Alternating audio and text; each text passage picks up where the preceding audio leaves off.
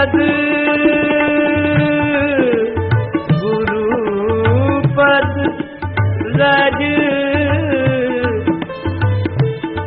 मृदु मंजुल अंजन नयन अमिय द्रग दोष विभंजन। श्री गुरु चरण सरोज रज निज मन मुकुर सुधार वरनहु रघुवर विमल जसु योदायक फल चार। गुरुदेव की चरण से जुड़ जाने के बाद वही धूल आंख खोल देने वाली बन जाती है। गुरुदेव के चरण से जुड़ जाने के बाद वही धूल मन के दर्पण को साफ करने वाली बन जाती है।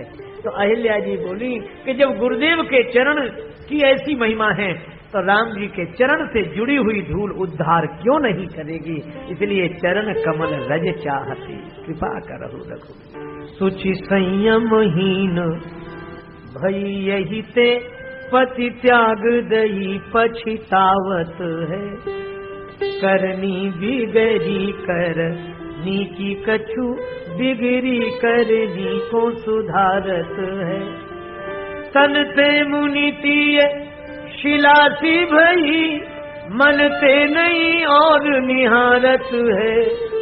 राजेश परी मग में प्रभु के पग नीरज की रज चाहत है। पग नीरज की रज चाहत है, चरण धूल चाहत है। भगवान ने कहा अगर हम उद्धार करें तो किसी भी तरह से कर सकते हैं। कैसे? राम जी ने जिसकी ओर देख दिया उसका उद्धार हो गया। क्यों?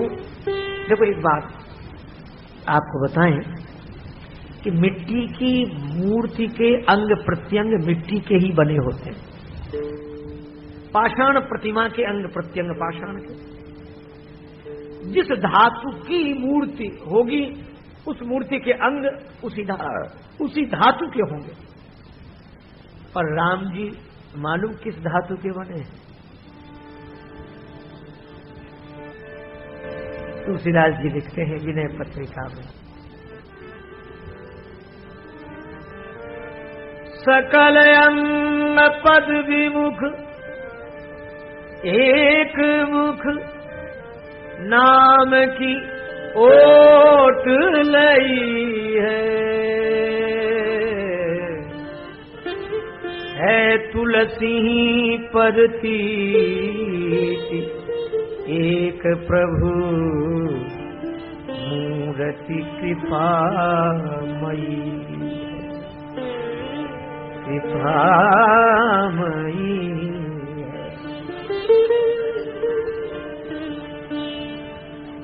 राम जी कृपा की मूर्ति है, इसलिए उनके अंग प्रत्यंग कृपा के ही बने हुए हैं। इसलिए सब जगह से कृपा ही बरसती है।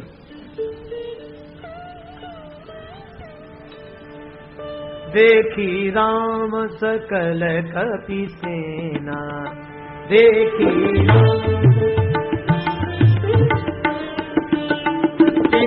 कृपा करे राजीवन ना कृपा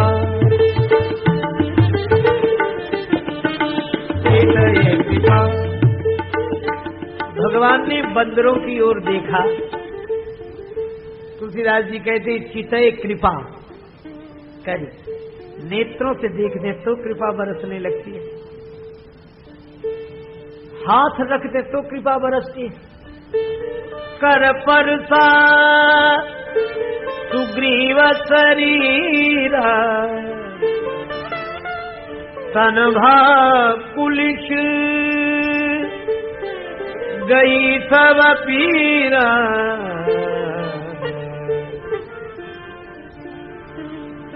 कर कमल से भी कृपा, चरणों की भी कृपा। दंडक बन प्रभु पावन कीनो ऋषि मुनि त्रास मिटाई। भज मन राम चरण सुखदाई, राम चरण सुखदाई, राम चरण सुखदाई, राम श्री राम, राम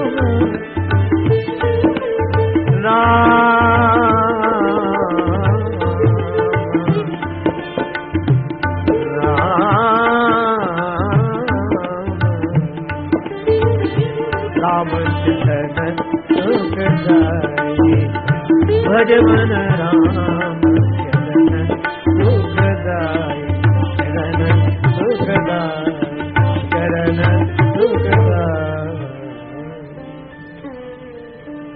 चरणों की भी कृपा, दंडक बन प्रभु कीन सुहावन।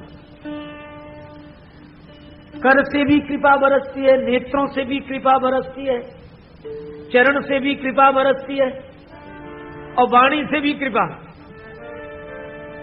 बोले वचन भगत भय भंजन, भगत भय भंजन। बोले वचन भगत भय भंजन, वचन भी भक्त का भय भंजन करने वाले। वाणी से भी कृपा, श्रवण से भी कृपा। भगवान के श्रवण कान भी कृपा करते हैं। किसी पर कृपा की, हाँ,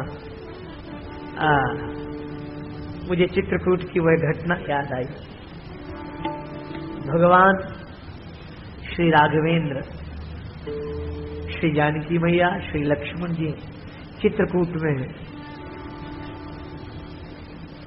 कोलभील उनके दर्शन के लिए आए। कंदमूल फल भरी भरी दोना, पत्ते के दोने में कंदमूल फल रख लिए, नेत्रों में प्रेम जल भरा है, राम जी के दर्शन की उत्कंठा है। भागे जा रहे हैं। किसी ने पूछ दिया कि रोज तो किसी न किसी को लूटने जाते थे, धनुष बाण लेकर, भाला बर्छी लेकर, आज ये कंदमूल फल दोने में लेकर जा रहे हो, तो क्या धंधा छोड़ दिया? कोल की रात बोले धंधा नहीं छोड़ा है। फिर बोले आज भी लूट नहीं जा रहे हैं, तरीका बदल दिया है, उपाय बदल दिया। कैसा, क्या उपाय किया है? बोले हम ये दोने में वन फल ले जा रहे हैं, ये वन के फल हैं, और जानते हो वन फल के बदले में क्या लूट कर लाएंगे? क्या? बोले वन फल के बदले में जीवन का फल लूट कर लाएंगे। तुलसीदास जी कहते हैं कंद मूल फल भरी भरी दोना, चले रंक जन लूटन सोना। और ये दोना शब्द बड़ा सार्थक है। प्रेम जब उमड़ा ना, प्रभु ये कंदमूल फल स्वीकार कर लो, और ये फल हमारे हैं यह समझकर नहीं, आपके ही है। क्यों? हम आप दो ना, ये जो दोना है दो नहीं, एक ही है। चले रंग जन लूटन सोना। अब श्री सीताराम जी का जो दर्शन किया, आनंदित हो गए कोलभील। उनको लगता है कि यहीं रह जाएं राम जी तो अच्छा है। उसी समय भील बालकों ने घेर लिया श्री राम जी, लक्ष्मण जी, जानकी जी को। अब भील बालक राम जी का स्वभाव और मधुरता और मुस्कुराहट देखकर बात करने लगे। भोजपुरी बोली में एक भक्त हृदय कवि ने बड़ी सुंदर रचना प्रस्तुत की।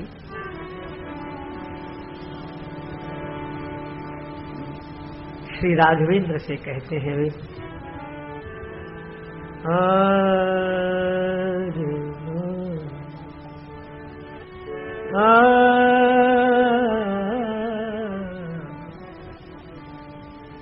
अर्थ बहुत सरल है। हम बनवासी, हम बनवासी, कोलभील के बिटुआ, कोलभील के बिटुआ रउआ, राजा बाबू हवा रउआ, राजा बाबू हवा रउआ। हम बनवासी कोल भील के बिटुआ, कोल भील के बिटुआ रउआ, राजा बाबू हवा रउआ, राजा बाबू हवा रउआ।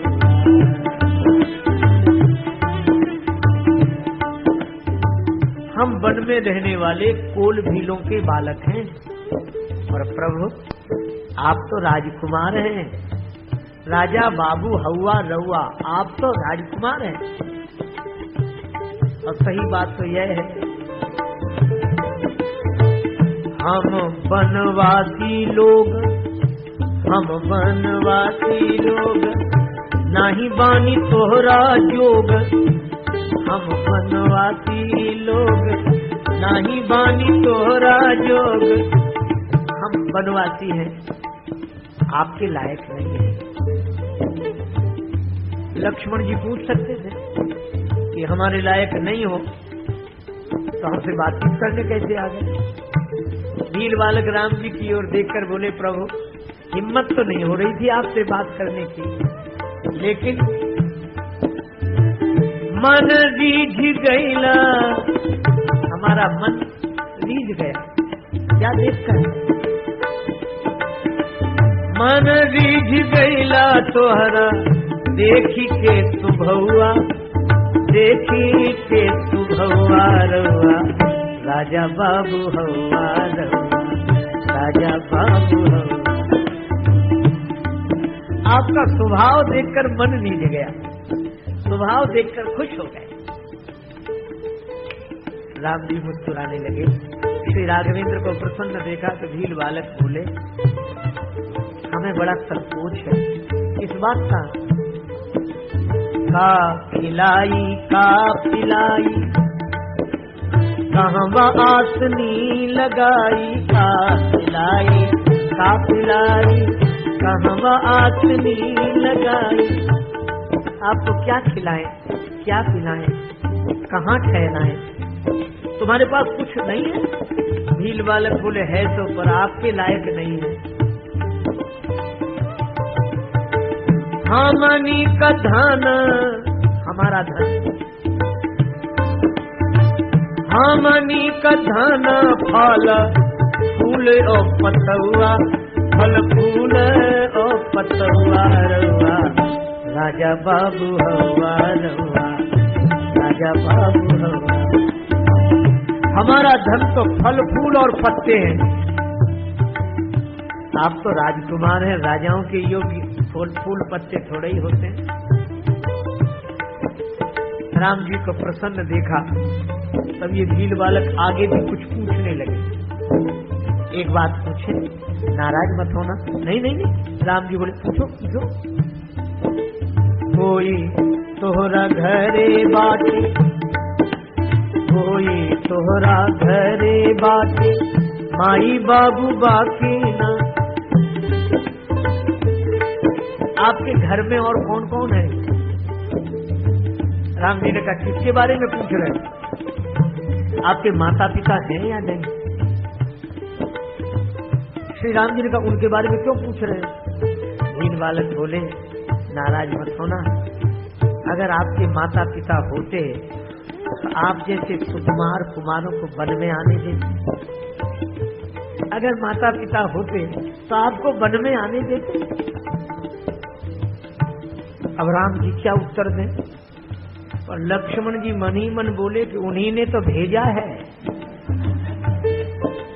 माता पिता नहीं भेजा। श्री राम जी ने सोचा इस अप्रिय प्रसंग को बदलना चाहिए। राम जी ने कहा कि देखो, हम लोग साधु महात्मा हैं, तपस्वी हैं, साधु हैं, तो साधुओं से ऐसे प्रश्न नहीं पूछने चाहिए घर परिवार से। भील बालक बोले, पूछते तो हम भी नहीं, फिर क्यों पूछ रहे हो? बोले, फिर हाथ जोड़कर प्रार्थना करते, नाराज मत होना। इसलिए पूछा क्योंकि तपसी के बेस तोहरा, तपसी के तपस्वी के बेस तोहरा लागता बनौआ, लागता बनौआ रउआ राजा बाबू हौआ रउआ राजा बाबू हौआ। हम बनवासी कोल भील के बिटौआ, कोल भील के बिटौआ रउआ राजा बाबू हौआ रउआ राजा बाबू हौआ रउआ राजा बाबू हौआ रउआ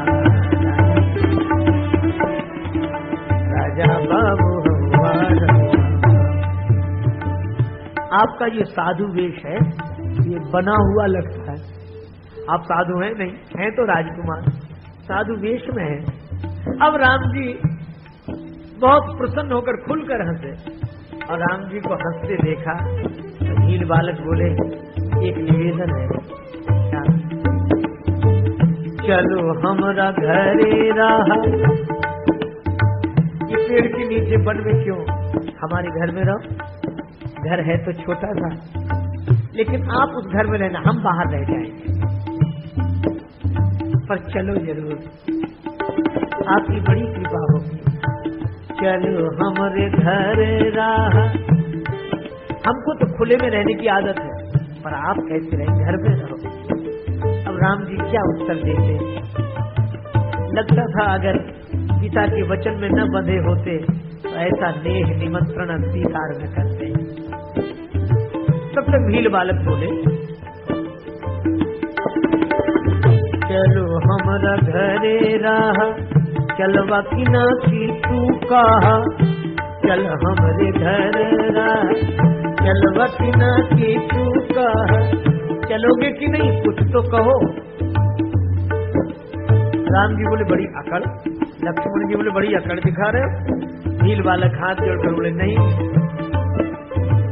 मर्जी बात तुहार, मर्जी बात तुहार, किचू नाही बात दबुआ, किचू नाही बात दबुआ रउआ राजा बाबू हौआ रउआ।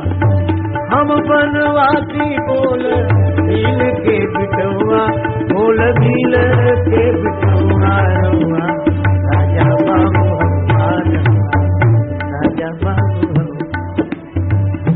आपकी मर्जी है, हमारा कोई दबाव नहीं। देव आंसू बरसने लगे भील बालकों की आंखों से। तुलसीदास जी से किसी ने पूछा, भगवान कृपा कर रहे हैं भील बालकों पर? तुलसीदास जी बोले, भगवान ही नहीं, भगवान के कान कृपा कर रहे हैं। कानों से भी कृपा बरस रही, श्रवणों से। क्यों? ये सुन कौन रहा? वेद वचन मुनि मन अगम, ते प्रभु करुणायन। वचन किरातन के सुनत, जिमि पितु बालक बैन। ये श्रवणों की कृपा। पर एक निवेदन करूं, किसी पर कर कमल से कृपा हुई, किसी पर चरण से कृपा हुई, किसी पर दृष्टि डालकर कृपा कर दी, और बोलकर कृपा कर दी, किसी की व्यथा सुनकर कृपा कर दी। लेकिन धन्य है अहिल्या माता, यहां तो सब कृपाएं इकट्ठी हो गई। आप हिसाब लगाएं, वाणी की कृपा। पूछा मुनि शीला प्रभु देखी, पूछा मुनि शीला प्रभु देखी, पूछा मुनि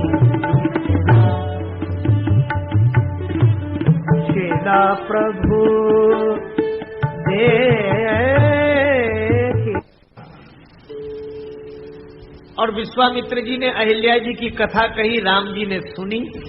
यह श्रवण की कृपा। और गुरु जी ने यह तो पूछा होगा, किस शिला की बात कर रहे हैं? तो राम जी ने इशारा तो जरूर किया होगा, यह शिला। तो इशारा तो हाथ से ही किया होगा। तो कर कमल की कृपा और चरण की कृपा तो प्रत्यक्ष है ही। सब कृपा इकट्ठी हो गई। गुरु जी बोले कृपा करहु रघुवीर। राम जी ने जैसे ही चरण का स्पर्श कराया, तुलसीदास जी लिखते हैं राम पद पद्म पराग परी, राम पद पद्म पराग परी। ऋषि तुरत त्यागी पान तनु, छविमय दे धरी राम पद पद्म पराग परी, राम पद पद्म पराग परी।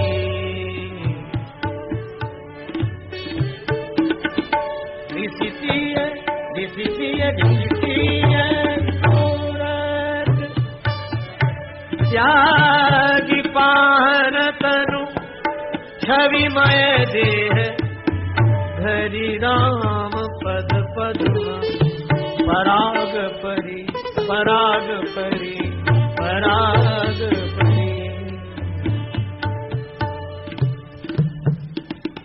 राम पद पद्म पराग परी। राम जी की चरण धूली पड़ी, अहिल्या जी तुरंत प्रकट हो गई बड़े सुंदर रूप में। आहा, हाथ जोड़ लिए, जुगल नयन जलधार बही, युगल नेत्रों से प्रेम रसधारा बरसने लगी। प्रभु आपकी बड़ी कृपा, बड़ी कृपा। कैसे? मैं नारी अपावन प्रभु जग पावन। देखो एक बात है, क्या? अहिल्या जी बोली मैंने यह देखा है और सुना है, और शायद सबका अनुभव यही है कि जो सबल होता है उसके सब सहायक हो जाते हैं, निर्बल का कोई सहायक नहीं। जैसे हवा से कोई पूछे कि तुम आग को बुझाती हो कि आग को बढ़ाती हो, तो हवा यही कहेगी कि पहले आग बताओ कैसी है। अगर आग बढ़ी हुई होगी तो हम बढ़ा देंगे।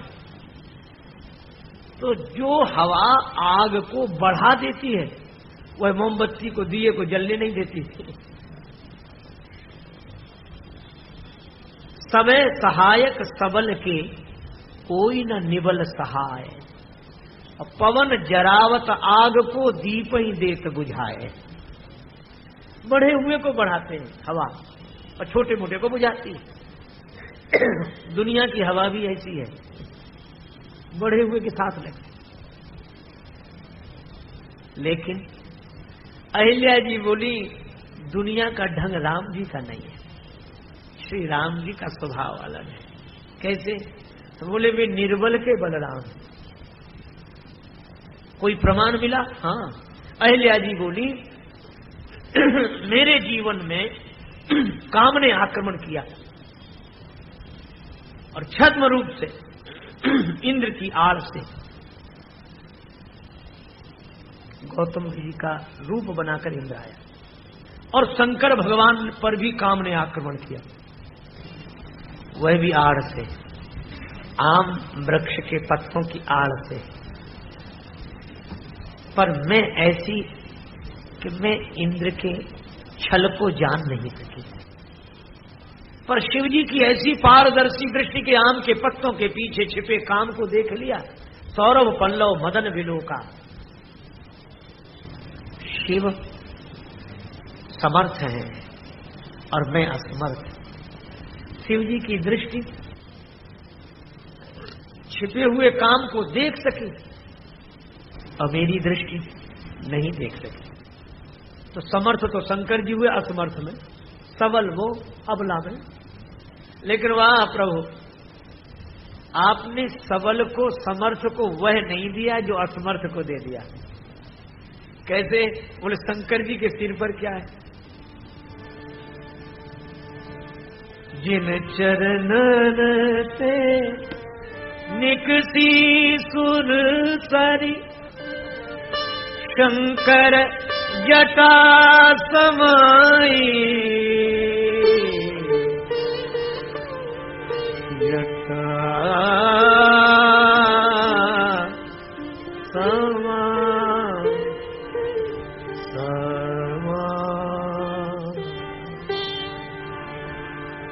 शंकर जटा समाई,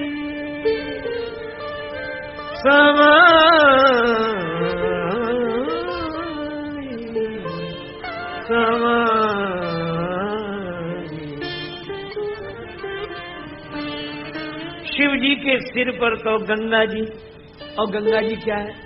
भगवान का चरणामृत। तो अहिल्या जी कहते हैं कि प्रभु समर्थ शिव के सिर पर तो आपने अपना चरणामृत रखा, और इस असमर्थ अबला पर ऐसी कृपा कि शिव जी को चरणामृत मिला सिर पर रखने के लिए, चरण नहीं मिला।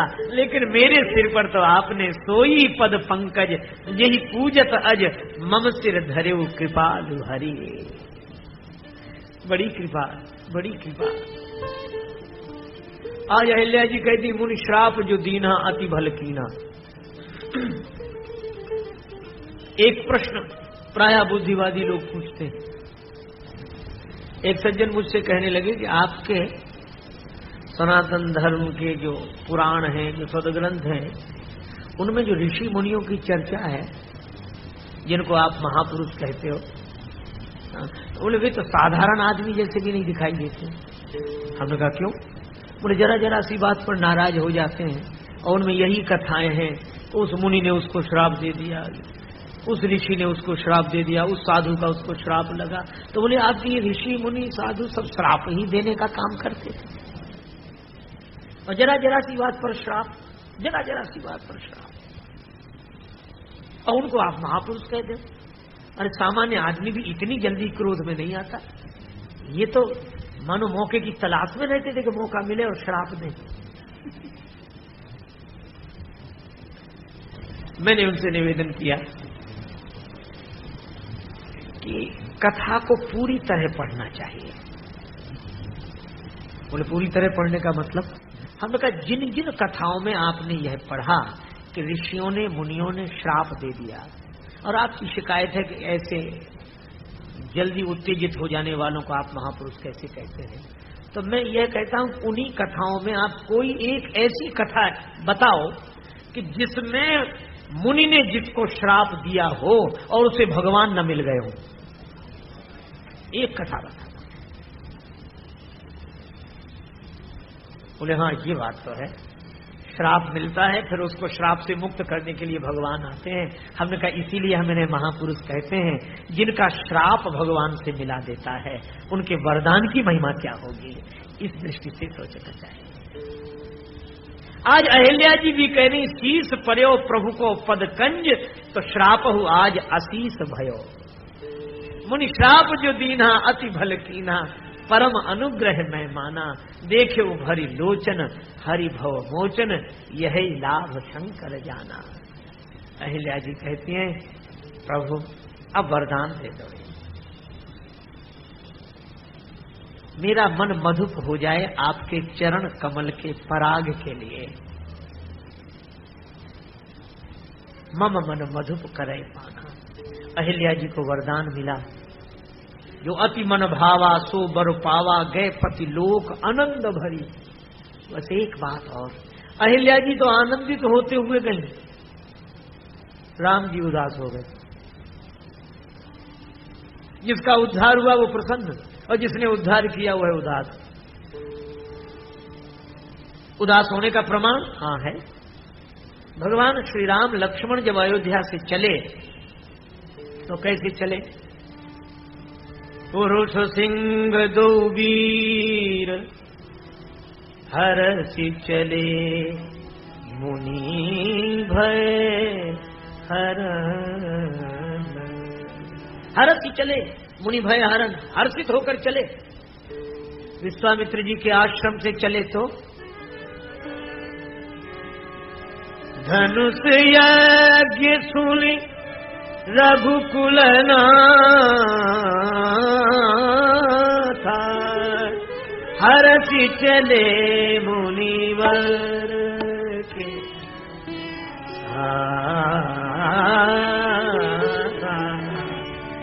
हरसि चले। लेकिन अहिल्या उद्धार के बाद हरसि नहीं है। चले राम चले